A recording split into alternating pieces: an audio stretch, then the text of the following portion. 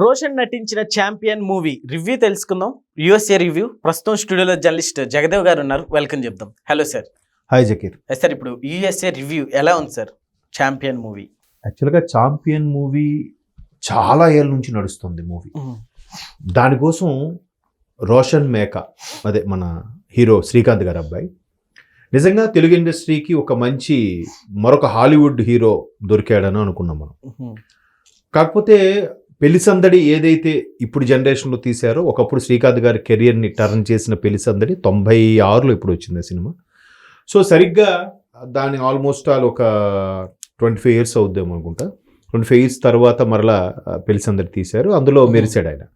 అప్పుడే కదా శ్రీలీల కూడా, ఇద్దరికి మంచి డీబట్ మూవీ. సో ఇద్దరికి మంచి పేరు వచ్చింది. శ్రీలీల వరుసగా అవకాశాలు అందిపుచ్చుకుంది. ఈయనకి మాత్రం ఏంటి అవకాశాల్లో ఈయన మరి సినిమాలు యాక్ట్ చేయడం ఇష్టం లేదా అనుకుంటే తర్వాత తెలిసింది ఏంటంటే వైజయంతి మూవీస్ సంబంధించిన మూవీ నడుస్తుంది, మంచి హిస్టారికల్ మూవీ లాంటిది. సో దానివల్ల ఈయన గ్యాప్ వచ్చిందని అనుకున్నారు. ఇప్పుడు సినిమా స్టోరీకి వస్తే అంటే ఎందుకంటే రామ్ చరణ్ గారు కూడా చెప్పారు, రెండో సినిమా ఆయనకి మగధీర ఎలాగో ఈయనకి ఆ రేంజ్లో ఉంటుందని అనుకుంటున్నాను. సినిమా వరకు అయితే బాగుంది.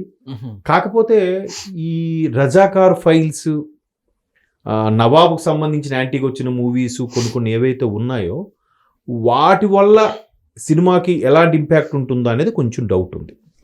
అలాగే చావా లాంటి సినిమాలు,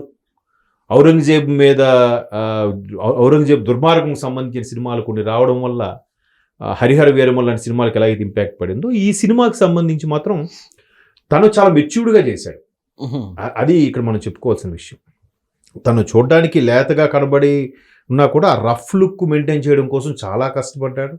తర్వాత తెలంగాణ యాక్సెంట్ వాటిలో మాట్లాడడానికి, తర్వాత స్వతంత్రం వచ్చిన తర్వాత కూడా హైదరాబాద్కి అయితే స్వతంత్రం రాలేదు కదా. నవాబు కబంధ హస్తాల నుంచి విడిపించడానికి నిజంగా ది గ్రేట్ సర్దార్ వల్లభాయ్ పటేల్ గారు వచ్చిన తర్వాత కదా వీళ్ళకి స్వతంత్రం వచ్చింది. అదే కదా ఇప్పటికీ విమోచన దినోత్సవం September 17 ప్రకటించాలని తెలంగాణలో చాలామంది ప్రజలు కోరుకుంటుంటారు. వాళ్ళకి ఇప్పుడు June 2 కేసీఆర్ గవర్నమెంట్ ప్రకటించినా కూడా, కేసీఆర్ ప్రభుత్వం ఇప్పుడు ఉన్నప్పుడు వాళ్ళకి ఆ తృప్తిని ఇవ్వలే. September 17 కావాలి వాళ్ళకి, అదే ప్రధానంగా తెలంగాణకి విమోచనంగా అన్నట్టుగా వాళ్ళు భావిస్తుంటారు. అలాంటి సందర్భాల్లో ఒక ఫుట్బాల్ ప్లేయరు తను ఇక్కడ ఎలాగో బ్రిటిష్ వాళ్ళ హయాంలో మనకి ఉంది గవర్నమెంట్, ఇకపై బ్రిటిష్ వాళ్ళు అంటే యూరోపియన్ కంట్రీస్కి ఫుట్బాల్ ఎక్కువ ప్రిఫరెన్స్ ఇస్తారు కదా. సో ఫుట్బాల్ ప్లేయర్గా అక్కడ ఆడి కళ నెరవేర్చుకోవాలి, ఒక డ్రీమ్ ప్రాజెక్ట్లా ఉంటుంది ఆయనకి. అటువంటి వాడు ఇక్కడ మనకి అప్పుడు హైదరాబాద్ స్టేట్ కదా ఇది, హైదరాబాద్ స్టేట్కి సంబంధించి ఎటువంటి ప్రజలు ఎలాంటి ఇబ్బందులు ఎదుర్కొన్నారో ఆ ఇబ్బందుల్ని ఈయన మధ్యలో అనుకోకుండా ఇన్వాల్వ్ అయ్యి దాన్ని ఎలాగా ట్రేస్ చేశాడు అనేది స్టోరీ. మనం అంతకుమించి ఎక్కువగా చెప్పకూడదు.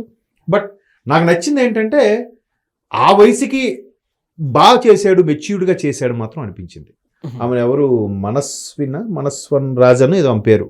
ఆమె ఈ మధ్యకాలంలో మలయాళంలో మంచి హిట్ సినిమాలో యాక్ట్ చేసింది. అంటే ఒక మిస్టరీ, అదేంటంటే అంటే మమ్ముట్టి గారు 80sలో మంచి హీరోగా కొనసాగుతున్న రోజుల్లో మమ్ముట్టి గారు తన అభిమానులకు రాసిన లేఖ, మమ్ముట్టి గారి వీరాభిమాని అమ్మాయి, మమ్ముట్టి గారు ఒక లేఖ రాస్తే ఆ లేఖ పట్టుకొని సినిమా ఇండస్ట్రీకి వచ్చేస్తుంది యాక్ట్ చేయడం కోసం.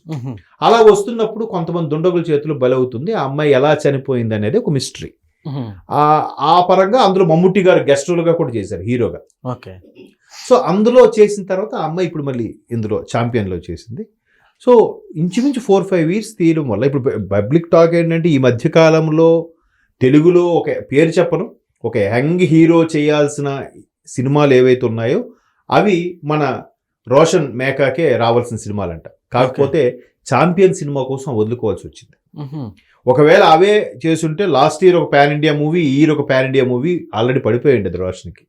ఆ పేర్లు నేను చెప్పడం ఎందుకంటే అంటే ఆ హీరోకి ఆ దర్శకుడికి కించపరిచినట్టుగా ఉంటుందని చెప్పట్లేదు. అంటే నేను ఇవన్నీ ఎందుకు చెప్తున్నా అంటే రోషన్ ఎంత బాగా చేశారు, ఎంత బాగా దర్శకుడు అని పేరు అద్వైత్ డెసిషన్ ఎంతవరకు కరెక్ట్ అనేది మనకు సినిమా చూస్తే అర్థమవుతుంది. Yes sir.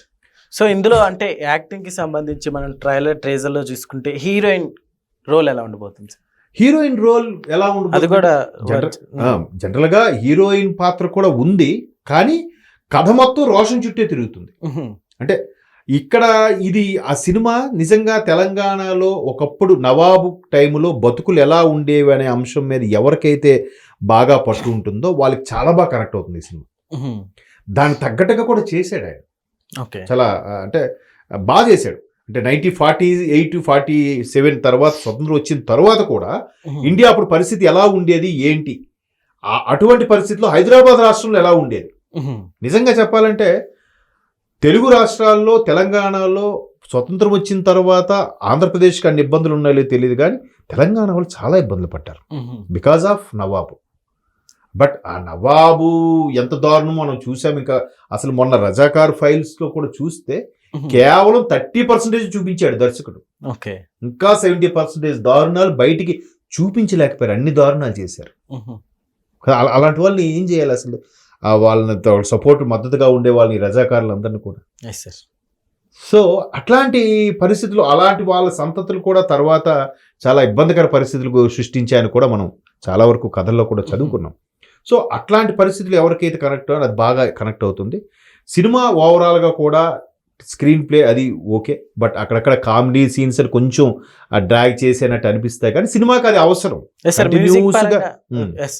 మూవీలో ఇప్పుడు మనం చూసుకుంటే మ్యూజికల్ గానీ కొన్ని హిట్ అవుతున్నాయని చెప్పుకోవాలి. సో మ్యూజిక్ పరంగా ఎలా ఉంది? మ్యూజిక్ పరంగా మిక్కీ జే మేయర్ మంచి మ్యూజిక్ ఇచ్చారని చెప్పాలి. ఆయన ఏవి తీసుకోండి, ఆయన బ్యాక్గ్రౌండ్ స్కోరు ఒక్కొక్కసారి ఇస్తారు, లేదంటే బిజీగా ఉంటే వేరే వాళ్ళతో కంపోజ్ చేస్తాడు. బట్ సాంగ్స్ వరకు చూస్తున్నంతసేపు చాలా ప్లెజెంట్గా అనిపిస్తుంది. ఇప్పుడు మనకి అవేవి మనం లాంటి సాంగ్స్ ఎంత బాగుంటాయి. మిక్కీ జే సాంగ్స్ అన్నీ కూడా డిఫరెంట్గా ఉంటాయి. ఓ చిన్నదానా కానీ, గుండె జారి గల్లంతైంది, అవన్నీ సాంగ్, ఇష్క్, అలాంటివి ఎంత బాగా కంపోజ్ చేశాడు. సార్ అయితే ఇప్పుడు ఎన్టీఆర్ ఫ్యామిలీ నుంచి ఒకళ్ళు రీఎంట్రీ ఇవ్వబోతున్నట్టు తెలుస్తుంది. సో ఆయన క్యారెక్టర్ ఎలా ఉంది? అది రీఎంట్రీ అదే మన నందమూరి కళ్యాణ్ చక్రవర్తి గారు, అదే లంకేశ్వరుడు సినిమాలో రేవతి హస్బెండ్ చిరంజీవి గారు బావగా చేశారు. అది చాలా ఏళ్ళ తర్వాత కళ్యాణ్ చక్రవర్తి గారు, అది యాక్చువల్గా మంచి ఆర్టిస్ట్. 80s ఒక 5-6 బ్లాక్ బాస్టర్లు ఉన్నాయి ఆయనకి. చాలా ఒక 10-15 దాకా చేసినట్టున్నారు. ఒక 5-6 బ్లాక్ బాస్టర్లు ఉన్నాయి. ఇందులో మరి బ్లడ్ లోనే ఉంది కదండి యాక్టింగ్. ఫేస్ కట్ కూడా కాస్త ఎన్టీఆర్ గారిది, ముక్కు అది సేమ్ మీరు అన్నట్టు ఆ ఫ్యామిలీ ముక్కు లాగా ఉంటుంది.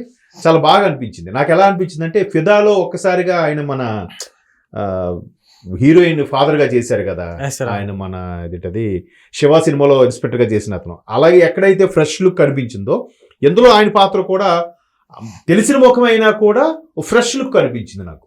ఆ ఫ్రెష్ లుక్ రావడం, ఆయన ఏజ్కి తగ్గట్టుగా, ఆయన హుందాకి తగ్గట్టుగా కూడా క్యారెక్టర్ మలిచారు.